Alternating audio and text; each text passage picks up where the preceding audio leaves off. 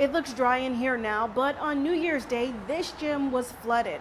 I'm told in this area alone, the water was almost knee level.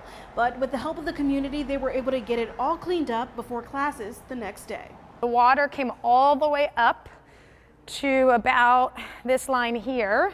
While many people were starting their New Year's resolutions, the staff at CrossFit Humanity was working on a solution for this. So we pulled up all the matting, cleaned the tops and the bottoms of the mats, cleaned the floor. Between New Year's Eve and New Year's Day, parts of San Diego County was hit with around 2 inches of rain. For some places, that downpour didn't stay outside. The infrastructure around here is not always, doesn't always drain the water as fast as we hope it does. And so when it rains a lot, the water just kind of comes over the curb and just starts flowing into the space. The aftermath still lingers, with fans in every corner and sandbags at every door. Flood this time was the third or fourth major flood we've had, and major meaning like coming into the gym. On January 1st, members showed up ready to exercise.